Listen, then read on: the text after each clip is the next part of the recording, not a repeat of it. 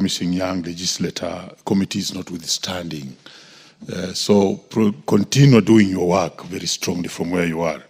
Honorable Tom Kajwang.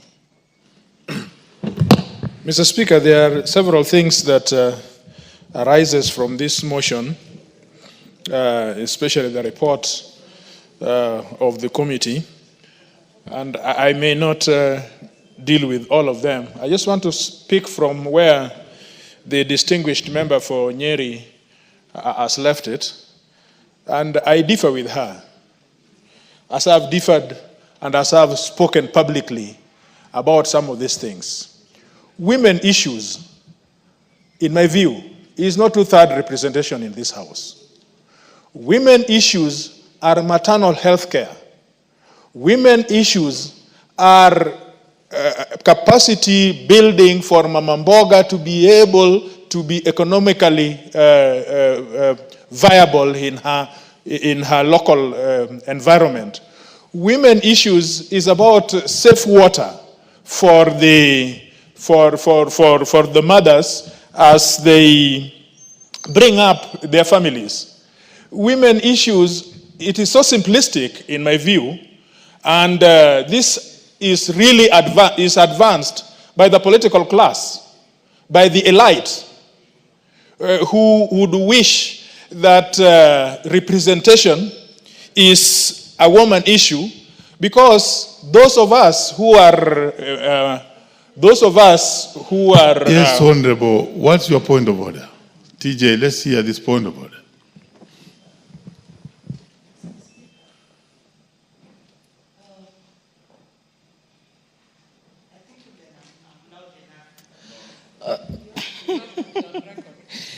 Mr. Speaker, is Honorable Kajwang in order to say that when we talk of the NADICO report, anything that we are legislating is only having women share these seats. And in any case, if we elected women or we brought women to parliament, when you are a leader, you are the voice of reason for your people. We have seen women school principals doing very well. They've done well because they were given a chance to lead in those institutions. Look at Honorable Gladys Wanga. She's doing very well in her capacity. So when we are urging and promoting this NADICO report to have the two-thirds representation, we mean women are peacemakers. With women on the table, we have the discussion. We are very much in order. If we miss the representation of women on the table, our issues will be forgotten, Mr. Speaker. I was having another conversation. Order, Honorable Member. You know, I'm listening to you very carefully. Yeah?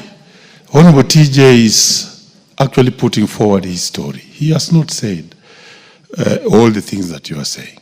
So let's allow Honorable TJ to have his story. Proceed, Honorable TJ. Mr. Speaker, I hope you will add me time because I've listened to the veteran member, but I've not heard her advance anything which is out of order. I wish members would rise to speak about things which are out of order, not debates. Because every member, this is a house for debate, and any person is able to put across his or her issues without interruption. But let me, and so in all this, I find that discussing this two-thirds issue is an interesting thing, which we need to think through. Honorable Justice Maraga Emeritus declared that that house, the other house which I served, was unconstitutional and we should have been sent home. I do not know why Honorable Justice Koome is taking too long to declare also this house, because we will never get that formula at all. Because you see, we are trying to get into a situation in which we are forcing the law to do something which is out of ordinary. We are forcing the law to create a situation in which our mothers or our fathers produce more women or more girls to be able to effect these two-thirds. It is impossible. We cannot use the Constitution or legislation for that matter to create that situation. It must be something outside, something biology, something outside the law to be able to provide. And did you remember, Mr. Speaker, come to think about it, that this issue is about 2/3 representation in parliament. How about 2/3 representation in civil service? How about 2/3 representation in the economic sector? Why is this aberration about representation? Just the fact that, and I have a lot of respect for the distinguished members who are in this house, but they do not come here as women. They become here as national leaders. And so, in my view, the member for Tharaka, for example, is able to advance all those issues that are affecting women of Tharaka as well as the whole country. And I would suppose that member for Nyeri would espouse all those issues that are affecting the men of Nyeri, and I know that their problems are many. But I am encouraged that the member for Nyeri is really representing them because he is really feeling it. So I expect that these are not gender issues. These are able leaders who are able to bring up issues that are concerning. And so when I look at the whole debate on this NADCO, I feel that it is something which is promoted more by political expediency than the need for law. I wish that we all went home, but not to do general election, to do a referendum on this women thing. You will be surprised. You will be surprised on this women representation. The answer that Kenyans will return, the verdict that Kenyans will return.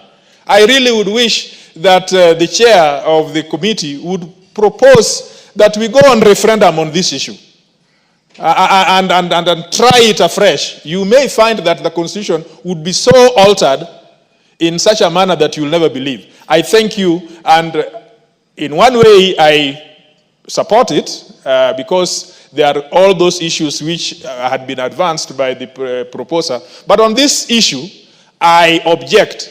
Thank you. Very well. Honorable Millie. Thank you, Mr. Speaker. Mr. Speaker, of course, I do support the report whole, and just wish to say, Mr. Speaker, I didn't want to start this way, but Honorable Kajwang has forced me to go this direction. First of all, I'm very disappointed that he originally comes from my constituency. I am also disappointed that he is actually our grandson in Kolo Kanyala village in Rusinga Island. I am disappointed that he is my protege as a law student. He actually, together with Honorable Chilo Ayako, used to study my notes. And that's why he has passed and is excellent. So I am disappointed that he has such retrogressive ideas. It means I didn't do my work well, but there is still room. I will do that work to change his mind about this. Mr. Speaker, I want to also apologize again because of all the factors I've indicated here for the next things that I'm going to say. That Honorable Kajwang, we may be educated and even have PhDs, but there are factors that cannot change. One of the factors that can't change is that as a man you have never had periods and you have no clue what it is like to have periods. So please don't talk for me. Honorable Kajwang, you have never carried a baby for 9 months. Maybe there me and you are the same.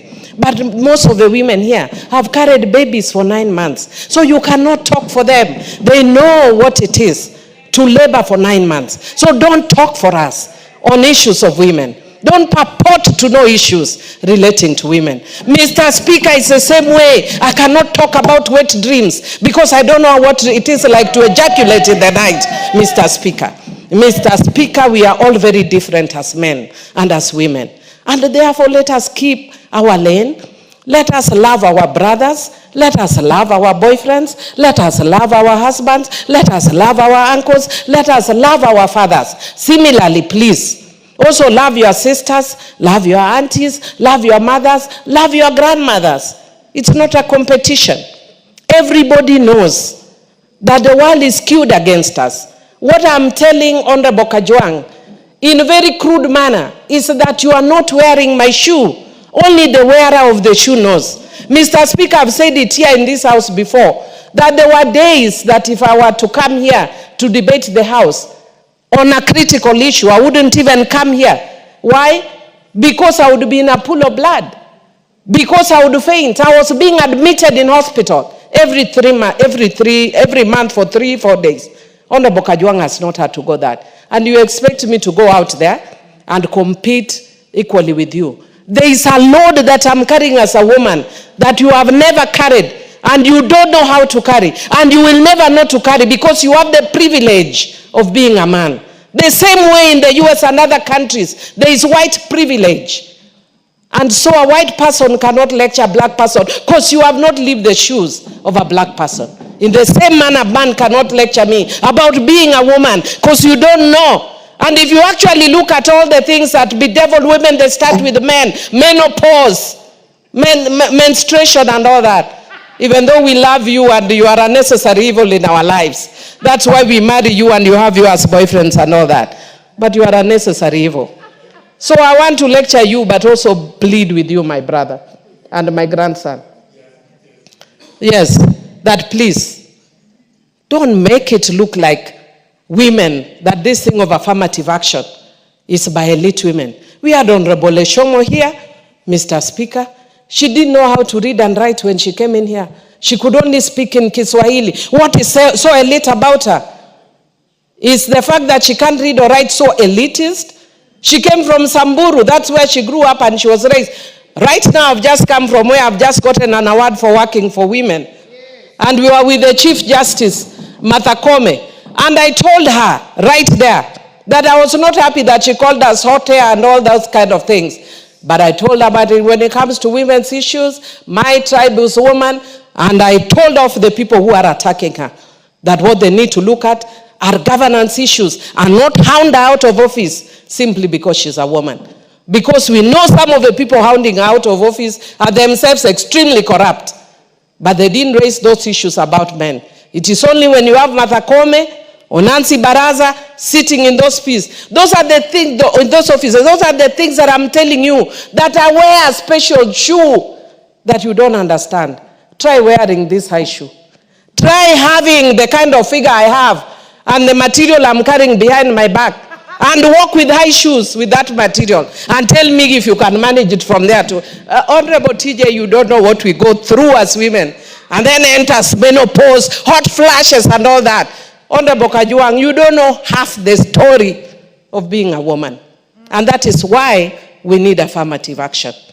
And I want to tell you that being in this house, I have seen the impact and effect of affirmative action. Mr. Speaker, Honorable Njoki Ndung'u now sits in Supreme Court. Affirmative action. Cecil Mbarire is now governor. Affirmative action. Millie Odhiambo serving a 4th term. Affirmative action. Gladys Wanga governor Homa Bay. Affirmative action. Martha Wangare is having a term as a 3rd term. Affirmative action. Lesuda also doing a 3rd term. Affirmative action. Mr. Speaker, how did we get it here? We got here because we were given that platform. If I was not given that platform, when I went to Suba the first time, everybody was asking me the questions that TJ was not asked.